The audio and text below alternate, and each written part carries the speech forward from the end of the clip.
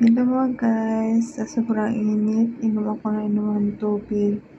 Baka ma-heat stroke tayo kasi tanghaling tapat nandito tayo sa dagat.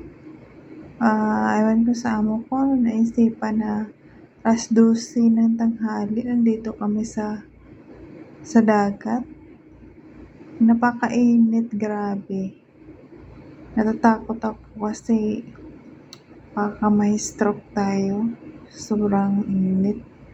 Dito nag-upo muna ako sa lilim para hindi mainit masyado. Grabe, habang naliligo ang alaga ko sa pool. Yan, naggawa na ako ng video. Inom ako ng malamig na tubig, guys. Grabe, ang init.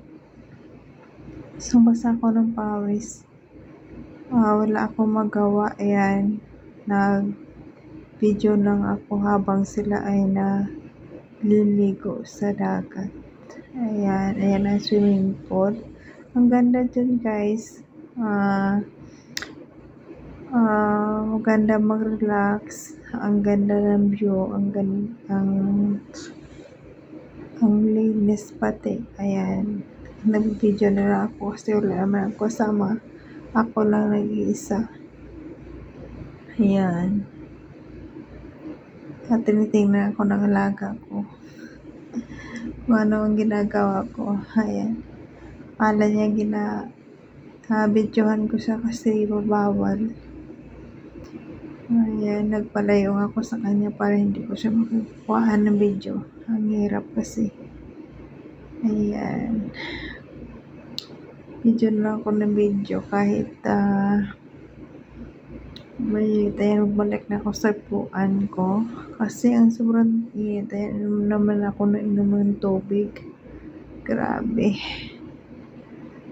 Buti yung dinala ng alaga ko ng tubig may ice.